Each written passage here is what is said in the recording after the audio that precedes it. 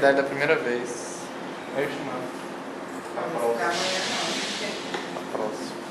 Vamos começar então. Boa noite, eu vou dar aula de rinite. Boa parte da minha aula, das recomendações, eu fiz baseado no Consenso Brasileiro de Rinite, publicado em 2006. Realizado em conjunto com a Associação Brasileira de Alergia e Imunopatologia, a Associação Brasileira de Otorrino, a Sociedade Brasileira de Pediatria e a Academia Brasileira de Quinologia. Completei algumas coisas da aula no tratado. Então, a definição de rinite é uma inflamação do mucosa de revestimento nasal caracterizada pela presença de um ou mais dos sintomas: congestão nasal, rinorreia, espirros, prurido nasal ou hiposmia. Existem várias formas de classificar a rinite. Pode ser classificada com base em critérios clínicos, a frequência dos sintomas, a intensidade, os achados da citologia nasal, a duração em aguda, subaguda e crônica, mas a classificação pelo fator etiológico parece ser a mais apropriada, porque determina a terapêutica. Então, seguindo essa classificação etiológica, a gente tem rinite. Primeiro, as alérgicas e não alérgicas. As alérgicas correspondem a 50% mais ou menos. Boa parte do que eu vou me deter na aula e depois eu vou falar um pouco das não alérgicas. Entre as não alérgicas, a gente tem a infecciosa, viral, bacteriana e outros agentes. A ocupacional, que pode ser alérgica e não alérgica. Induzida por drogas, vasoconstritores tópicos, a rinite medicamentosa. E outras drogas, como AS, antihipertensivos, antipsicóticos e outros. A rinite hormonal, por outras causas. A rinite eosinofílica não alérgica, por irritantes, por alimentos. Rinite emocional, rinite atrófica e a rinite idiopática. Bom, o diagnóstico diferencial das rinites é com condições que causam obstrução nasal, rinorreia e alguns sintomas que a rinite tem também.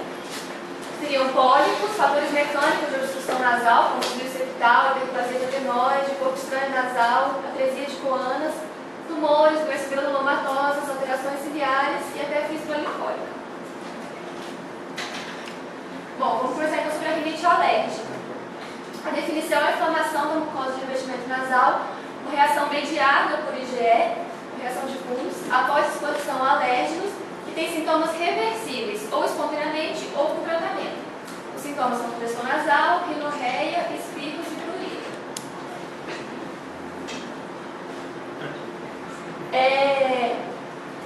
Esse trabalho da ARIA e a OMS classificam a rinite alérgica em relação à duração dos sintomas e à gravidade dos sintomas. Então, em relação à duração, ela poderia ser classificada intermitente e persistente. Intermitente tem sintomas menos de 4 dias por semana ou menos de 4 semanas. E a rinite persistente seria mais de 4 dias na semana ou por mais de 4 semanas. E em relação à gravidade dos sintomas, seria o quanto que os sintomas interferem na qualidade do indivíduo, basicamente. A rinite leve é que não atrapalha o sono, tem atividades normais de esporte, lazer, trabalho, escola, e os sintomas não incomodam muito o paciente. A rinite moderada grave, basta ter um dos fatores: sono comprometido, lazer, trabalho, escola, e quando os sintomas realmente incomodam o paciente. A epidemiologia, apesar da rinite alérgica ser uma doença bastante comum, existe uma certa dificuldade de fazer estudos epidemiológicos, principalmente pela padronização. Vocês querem que eu use, né?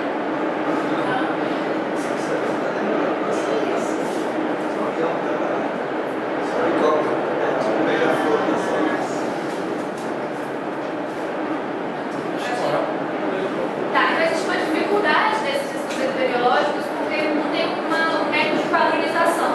Agora, esses estudos são muito populacionais pequenos e que são estudos de prevalência, uma vez só, que eles enxergam a doença. Sobre a prevalência no Brasil, teve esse estudo ISAAC, que é a prevalência de doença alérgica em crianças e adolescentes, foi feito a primeira vez em 96 e repetido a coleta em 2003. A incidência de rinite alérgica no Brasil foi 26,6% entre as crianças e 25,7% entre os adolescentes. E o AIRA foi um estudo na América Latina sobre alergia, feito em 2008, a incidência no Brasil foi 8,8% de rinite alérgica, que corresponde a 17 milhões de brasileiros. Esse dado aparentemente controverso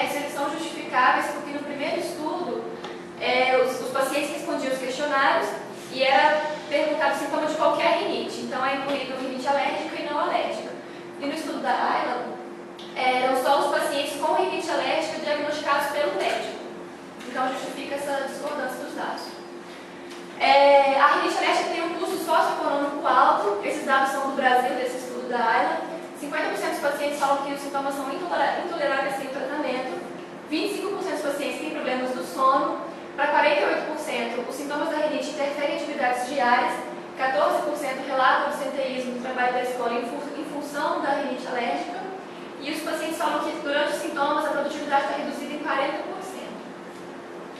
Nos Estados Unidos, o custo direto e indireto com a rinite alérgica é estimado em 11 milhões de dólares por ano. Então, qual seria o quadro clínico da rinite?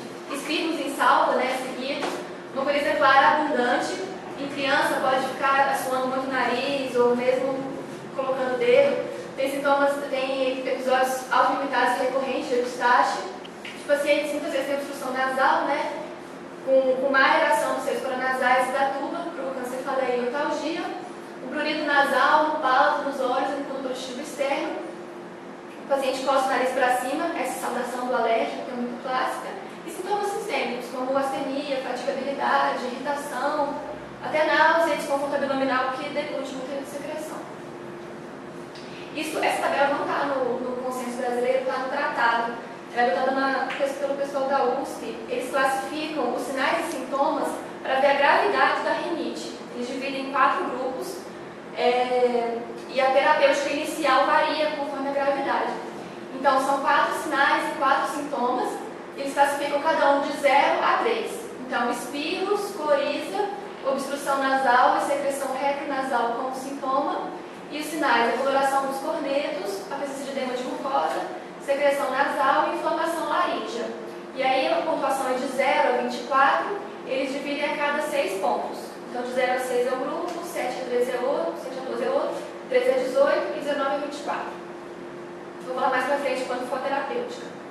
Na anamnese é importante perguntar, então, fatores desencadeantes ou agravantes, alguns alérgicos que a pessoa já saiba que ela provoca reação, antecedentes pessoais de atopia, dermatite atópica, conjuntivite alérgica, asma, história familiar, presença de pais com rinite alérgica aumenta o risco dos filhos terem. Se os 2 pais tiverem rinite alérgica, a chance do filho ter é 80%. História social, se o paciente foi exposto a fumaça de cigarro, outros irritantes. E história ambiental, classificar o ambiente que ele vive, a casa dele. Se tem lugar que tem muito carpete, cortina, bichinho de pelúcia, como que é feita a higienização. No exame físico, então, tem algumas características orofaciais descritas clássicas. Presença de olheiras pode ser devido à estase venosa pela obstrução nasal, pela congestão nasal. A dupla linha de Denimorga, que é essa aqui na pálpebra inferior. A prega nasal horizontal, de tanto paciente coçar o nariz para cima. E o palato ogival, que é uma característica de respiradores bucais. No exame físico, se tiver encontrado na rhinoscopia mucosa pálida, emaciada, ela pode estar permeada por agentes de infecções ou de vaso constritor, uma rinorreia clara, abundante, e na presença de rinite atrófica ou algumas doenças sistêmicas, crostas mais importantes. Então, os principais fatores desencadeantes da rinite alérgica são aeroalérgenos e irritantes e poluentes. Os aeroalérgenos são partículas pequenas que se desprendem facilmente da origem e penetram no epitélio respiratório. Os principais são ácaros da poeira, tem mais de 20 descritos, esses 3 são os principais. Fungos, baratas, pelos de animais, principalmente gato, cachorro e hamster, que é muito monogênico, e pólen. A alergia por pólen é descrita como polinose e é mais comum nos países de clima temperado, de clima frio. Aqui no Brasil é mais importante no sul. Existe um trabalho de 2008 descrevendo uma prevalência de 10% mais ou menos dos adultos em Curitiba. E o alérgico é esse, óleo multiplano. E aerolérgicos ocupacionais, que depois a gente tem contato no ambiente de trabalho. Trilhos, folhas de madeira, detergentes e látex. E além disso, irritantes e poluentes. Intra- e extradomiciliares. Intradomiciliares, o principal é a fumaça de cigarro, que provoca uma inflamação crônica na mucosa nasal e aumenta a sensibilidade a outros alérgenos. Poluentes ambientais, óleo diesel, monóxido de carbono, nitrogênio, compostos halogenados. E extradomiciliares, ozônio, óxido de hidrogênio e dióxido de enxofre. A imunopatogenia da rinite alérgica ela é complexa, ela envolve uma cascata de reações e vários fatores que contribuem para uma mesma sintomatologia. Para o paciente ter uma resposta alérgica a um determinado agente, ele tem que ter sido previamente sensibilizado. Essa sensibilização acontece com a apresentação do alérgeno, ele é processado e apresentado nas células apresentadoras de antígeno. Eles apresentam para o linfócito T, T0, né, TH0, T helper 0, e ele se diferencia em T helper 2, que é característico da resposta inflamatória, e ativa o linfócito B, através de interleucina 4 e interleucina 3. O linfócito B ativado vai produzir IgE, vai se diferenciar em plasmócito e secretar IgE. Essa IgE vai se fixar na membrana de células como mastócitos, eosinófilos, linfócitos, plaquetas, e ficar lá latente nos receptores para IgE. Numa segunda exposição do agente, o alérgico vai se ligar aos receptores de IgE, provocar a degranulação de mastócitos, liberação de fatores sintetizados previamente e sintetizados na hora. Previamente é a histamina e no momento é leucotrienos e prostaglandinas. A histamina é responsável por aumento da vasodilatação, aumento da permeabilidade vascular, aumento da secreção glandular, estimula os receptores H1 nas terminações sensitivas nervosas e nas fibras C. Ela é responsável pelos sintomas cardinais da rinite, rinorreia, espirros e prurido nasal. Os leucotrienos têm ação parecida, mas são responsáveis também pela obstrução nasal. E as prostaglandinas também, principalmente pelo prurido e pela ativação de plaquetas. Então, quando o paciente entra em contato com o alérgeno, em 30 minutos tem a resposta imediata, que são os primeiros sintomas produzidos pela degranulação de mastócitos. Isso acontece em 90% dos pacientes que têm o contato com o alérgeno. Além disso, os mastócitos vão produzir interleucina 3 e 5, que vão ativar eosinófilos, que por sua vez vão liberar outros fatores inflamatórios para perpetuar esses sintomas da inflamação. Os mastócitos também vão secretar fatores quimiotáticos, os eosinófilos e outras células inflamatórias infiltrarem o local da lesão. E vão regular a resposta inflamatória com a interleucina 4, 6, 13, patogênese tumoral, vão modular e regular essa resposta inflamatória nos linfócitos T e B. Então, na verdade, é uma cascada com um ciclo que se perpetua. A resposta tardia, então, principalmente por eosinófilos, ela é percebida 4 a 12 horas depois da exposição ao alérgeno em 50% dos pacientes. Como que se dá essa migração das células inflamatórias do endotélio para a mucosa nasal? Os mastócitos expressam mediadores que aumentam a expressão de moléculas de adesão no endotélio vascular. Tem moléculas de adesão inespecíficas e específicas. Então, as inespecíficas são as selectinas. Então, leucócitos e eosinófilos que estão no capilar se ligam a essas moléculas de adesão do endotélio e os que não encontrarem as moléculas específicas vão se soltar. As moléculas específicas é o ICAM e o VCAM. É molécula de adesão intercelular e molécula de adesão célula vascular. Então, principalmente os eosinófilos que encontrarem essas moléculas de adesão vão fazer a diapedese e infiltrar a mucosa nasal. Os eosinófilos têm importante participação no dano tissular na resposta tardia. Como eu falei, eles sintetizam e liberam também outros fatores inflamatórios que fazem com que eles permaneçam no lugar de inflamação, evitem a apoptose e liberem mais fatores quimiotáticos para chamar mais eosinófilos. Além dessas respostas inflamatórias, a gente tem vias neuronais também envolvidas na resposta alérgica, que é a resposta inflamatória neurogênica. A gente sabe que na mucosa nasal, o sistema nervoso simpático é responsável pelo tônus de contração dos sinusoides e o parasimpático pela vasodilatação e secreção glandular. Então, com esses reflexos axônicos, acontece uma vasodilatação e uma transsudação, que é provocada principalmente por irritantes específicos e mediadores inflamatórios produzidos naquela cascata inflamatória. Os principais neurotransmissores envolvidos são a substância P, leucinina A e o peptídeo relacionado ao gene da calcitonina. E já foram encontrados receptores para esses neurotransmissores na mucosa nasal que corrobora essa teoria. Então, os sintomas que o paciente apresenta clinicamente são provocados continuamente por esses três fatores. A fase imediata de degranulação dos mastócitos, a fase tardia de ativação dos eosinófilos e a hiperreatividade do sistema nervoso autônomo. Então, o diagnóstico da rinite é essencialmente clínico, mas a gente tem recursos diagnósticos auxiliares, dependendo da finalidade da avaliação que a gente quer. Para o diagnóstico etiológico, para avaliação da cavidade nasal, por imagem e avaliação complementar. Diagnóstico etiológico, a gente tem os testes cutâneos de hipersensibilidade imediata, determinação da IgS específica, que é o RAST, e o teste de provocação nasal. Para avaliar a cavidade nasal, a gente pode avaliar por citologia, teste de olfação e permeabilidade nasal. Imagem, avaliação complementar, biópsia nasal. O teste cutâneo para hipersensibilidade imediata é o mais usado, é um teste em vivo, de fácil aplicação. Tem a forma epicutânea e a forma intradérmica. O mais usado é a epicutânea, que é o prick test, ele é feito por punctura. Apesar de ser um pouco menos sensível que o intradérmico, ele provoca menos dor e menos reações adversas. É um teste rápido, fácil de ser feito, a leitura pode ser feita em 20 a 30 minutos e permite experimentar vários alérgenos ao mesmo tempo. Os fatores que interferem nesse teste são extremos de vida, idosos e crianças muito novas têm uma menor reatividade a esse teste, pode ser um falso negativo. Tem necessidade de antígenos padronizados de qualidade e unidades bioequivalentes que sejam capazes de estimular uma resposta alérgica no paciente.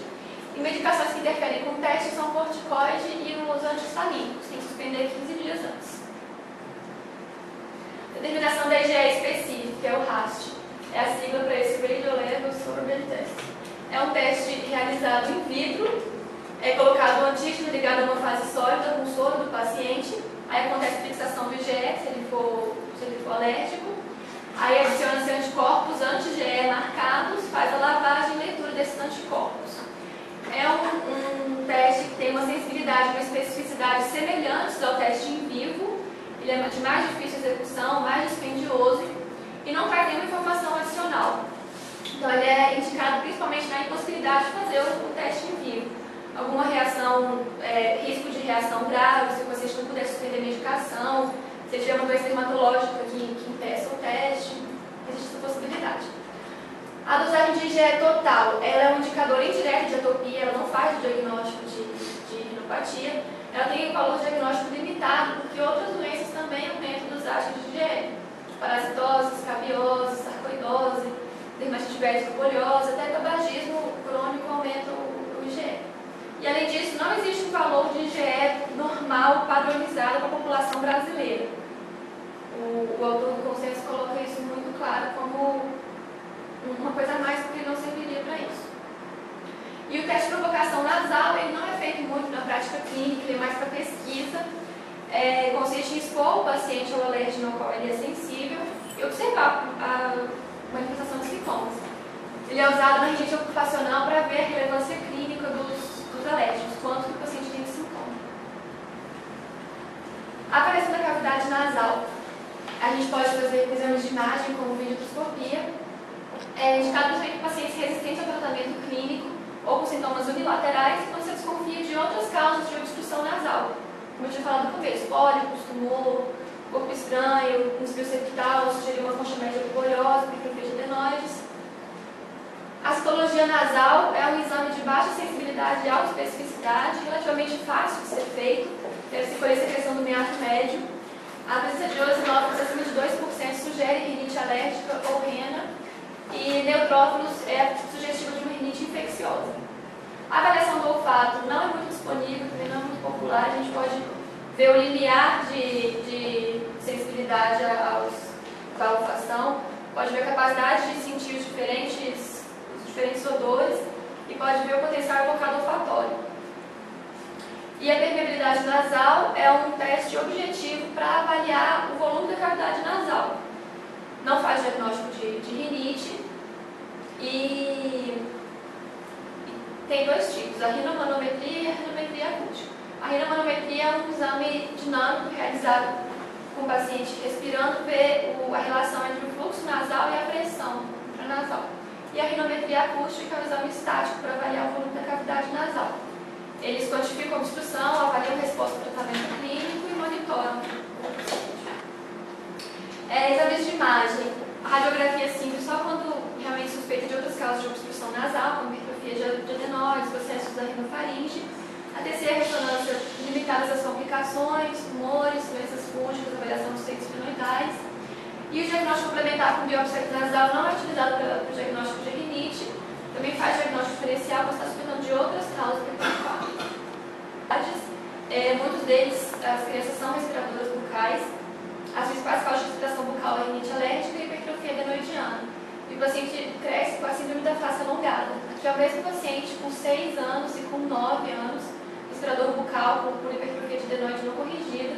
Ele teve um alongamento da face e um estreitamento da maxila, aqui com uma protrusão dentária, aqui é a face adenoidiana. Otites. Os pacientes com inflamação alérgica podem ter inflamação nos extremos da tuba objetiva, tanto na rinofaringe quanto na orelha média. E aí os atópicos evoluem com maior risco de disfunção tubária. A relação de rinite alérgica como causadora de otite ainda precisa de mais estudos para comprovar, mas a prática clínica isso é muito verificado. A rinocinusite. Os pacientes com rinocinusite têm uma incidência aumentada de rinite alérgica. O termo rinocinusite é adotado pelo contínuo da mucosa nasal para sinusal. E a fisiopatologia da rinite alérgica pode explicar a rinocinusite por edema e congestão da mucosa, alteração da drenagem dos seios paranasais, estase de muco e infecção bacteriana secundária. Também são necessários mais estudos prospectivos para atribuir a rinite alérgica como fator de risco para a rinocinusite infecciosa. E asma, né? Clássica. A presença de rinite alérgica em asmáticos pode chegar a 100% em alguns estudos. Os pacientes com rinite alérgica muito frequentemente têm uma hiperreatividade brônquica e é sabido que existe uma inflamação nasal em asmáticos sem sintomas de rinite e uma inflamação brônquica em riníticos sem sintomas de asma. Isso, além de alguns alérgenos desencadearem as duas doenças, tudo isso corrobora uma teoria de doença única da via aérea, em que a asma e a rinite seriam só manifestações diferentes de um mesmo todo. A falha de identificação da asma dos pacientes com rinite alérgica atrasa o tratamento, e o tratamento da rinite melhora também, reduz a morbidade da asma. O tratamento da rinite alérgica, então, a gente tem medidas não farmacológicas e farmacológicas. Entre as não farmacológicas, a principal é a higiene ambiental. As farmacológicas temos antihistamínicos, descongestionantes, corticoides, cromoglicato, ipratrópio, antileucotrienos, além da imunoterapia e solução salina. A higiene ambiental, o paciente deve ser orientado a manter um ambiente bem arejado, de preferência que bata sol, deve ser estimulado a fazer atividades ao ar livre, deve ser desencorajado a ter cortina, tapete, estante, caixa de papelão, bichinho de pelúcia, qualquer coisa que possa juntar poeira na sua casa, observar mofo, evitar animais com pelo, gato, cachorro, bichinho de estimação para criança com rinite, tartaruga e peixe. Evitar tabagismo, evitar limpar a casa com vassoura que levanta muita poeira. Evitar produtos de limpeza com spray, com odores muito fortes que possam ser um favorecimento a mais. Tratamento farmacológico, então. Os antihistamínicos, lembrando que a histamina ela tem participação na obstrução nasal, na rinoqueia e nos espirros, não na congestão. Então, os antihistamínicos não vão ter muito efeito sobre a congestão nasal. Por isso, sempre tem que ser associados aos descongestionantes. Os antihistamínicos, a gente tem os clássicos, ou primeira geração, e os não clássicos de segunda geração. Os clássicos, eles agem através de inibição competitiva reversível da ação das histaminas receptores H1. São 4 tipos de receptores, só o H1 é relacionado à atopia. Eles atravessam a barreira hematoencefálica, provocam oxidação, dermação anticolinérgica e interagem com o álcool. Os exemplos são esses: clofeno, clemastina, dextrofevitamina, hidroxizina e prometazina. Os não clássicos foram os desenvolvidos a partir de 1970. Eles bloqueiam a ativação da ICAM, que é uma daquelas moléculas de adesão específicas, dificultando a chegada de eosinófilos. Eles não atravessam a barreira hematoencefálica, não causam oxidação, eles são mais confortáveis e mais seguros para o paciente. De exemplos, acetilizina, desloratadina, loratadina, ebastina e a levocetilizina. Os descongestionantes, eles são estimulantes adrenérgicos, provocam vasoconstrição nasal, têm alguns efeitos indesejáveis adrenérgicos, hipertensão, cefaleia, ansiedade, palpitações, em casos extremos até convulsões e arritmias. Existe a via oral e tópica. A oral é a pseudoefedrina, combinada geralmente com antihistamínico no mesmo comprimido. O Allegra D, o Palitin D, o Sutem D. E o tópico nasal ele deve ser usado no máximo por 5 dias, e é difícil convencer o paciente disso, porque depois ele provoca uma rinite medicamentosa, uma vasodilatação de rebote. Deve ser evitado em lactentes pelo risco de intoxicação e em idosos pelo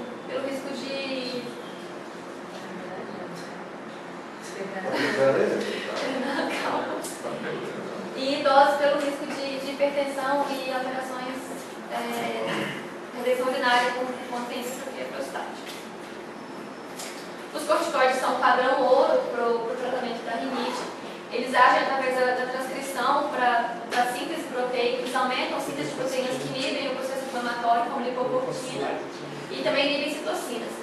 Existem receptores de corticoide em todas as células inflamatórias, então eles têm um efeito em toda a gama de células envolvidas na cascata de inflamação. Os corticoides tópicos, o autor coloca como a classificação de potência nesse consenso. A fluticasona é igual a mometasona, tem maior potência que a beclometasona, que é igual a budesonida, tem maior potência que a triancinolona, em termos de afinidade pelo receptor. Todos os corticoides tópicos têm uma absorção sistêmica também. Em crianças pode ser usada a partir de 6 anos, a budesonida a partir de 4 e a mometasona a partir de 2. A via oral deve ser reservada para alguns casos e por um ciclo curto.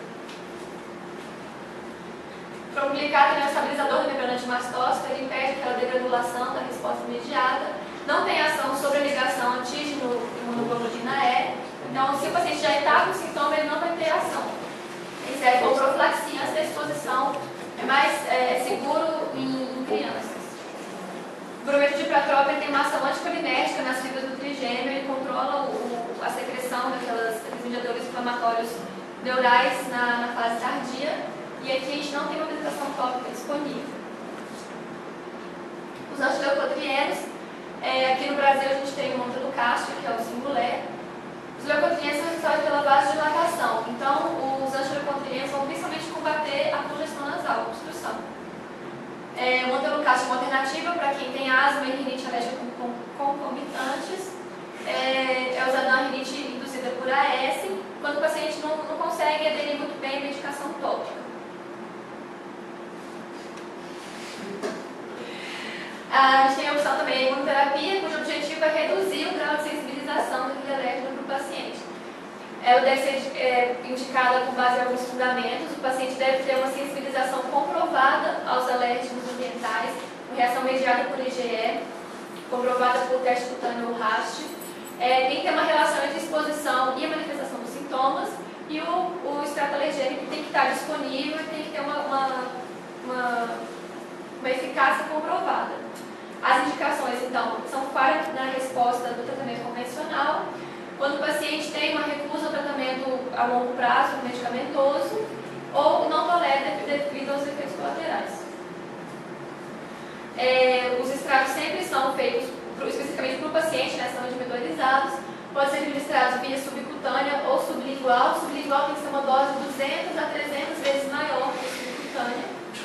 E ele é contraindicado em coronariopatas, pacientes que usam beta-bloqueadores, têm alguma imunodeficiência, AIDS e mulheres gestantes. Não deve começar em mulheres gestantes, mas se estiver fazendo e ela engravidar na medida de tratamento, pode manter. A lavagem com solução salina é sempre indicada para os pacientes para diminuir a viscosidade do muco e lavar mesmo mecanicamente os alérgenos aos quais ele está exposto. Pode ser feito com soro fisiológico 0,9% ou solução hipertônica 3%. Não existe consenso sobre qual que é melhor. Então aqui é aquele quadro da orientação terapêutica inicial, com base no score dos sintomas do paciente.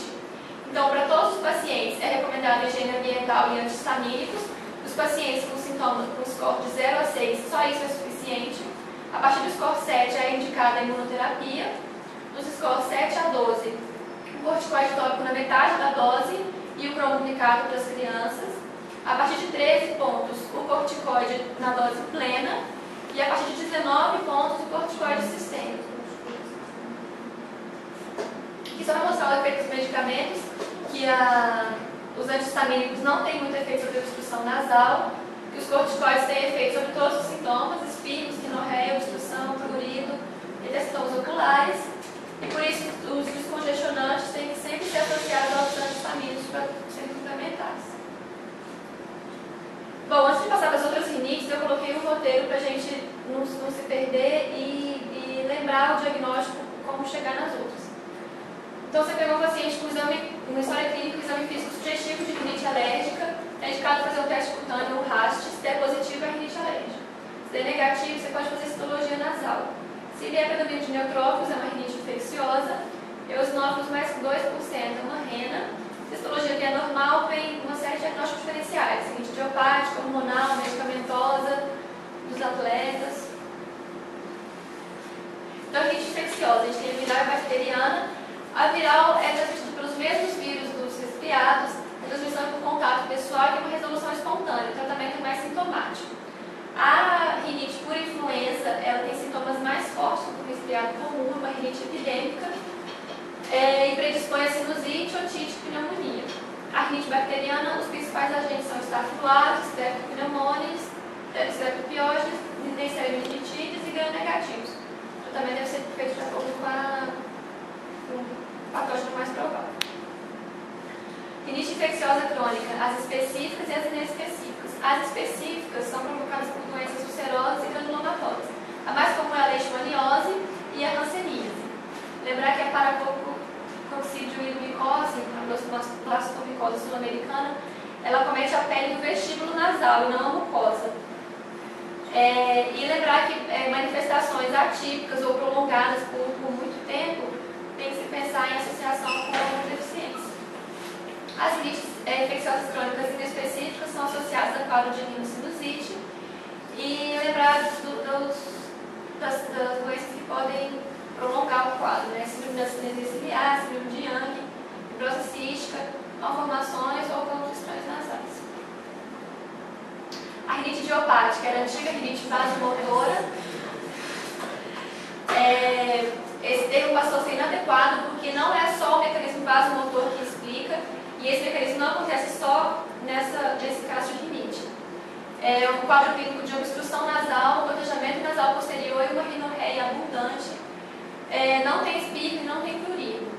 O paciente tem história familiar para alergia, testes cutâneos negativos, porque não é alérgico, IgE é normal.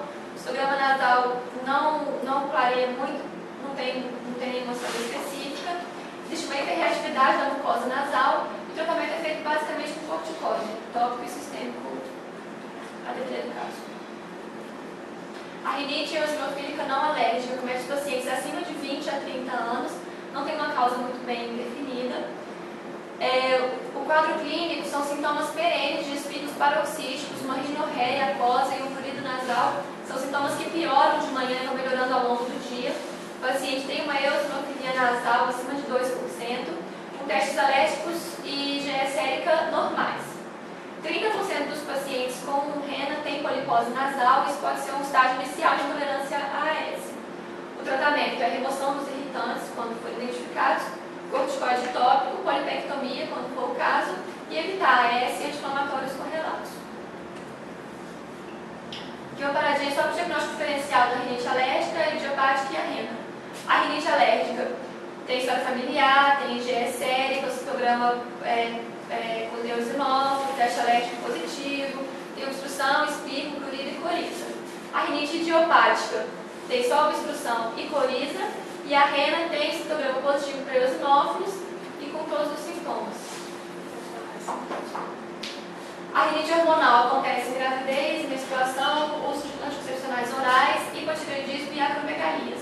A rinite da gestação é principalmente uma congestão nasal que se desenvolve a partir do segundo, terceiro trimestre e persiste por 2 semanas após o parto. E aí se resolve espontaneamente.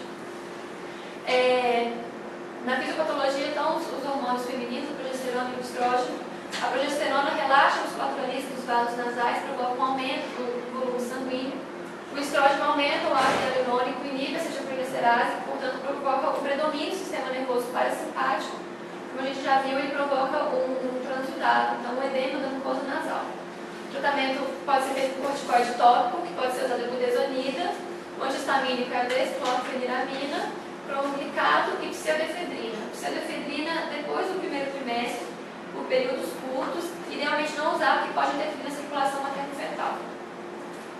O hipotireoidismo tem uma situação de liberação de hormônio tireoidiano que estimula a produção de ácido mucopolissacarídeo, provoca edema de cônjuges, congestão do subcutâneo, hipertrofia das glândulas mucosas, dando obstrução nasal.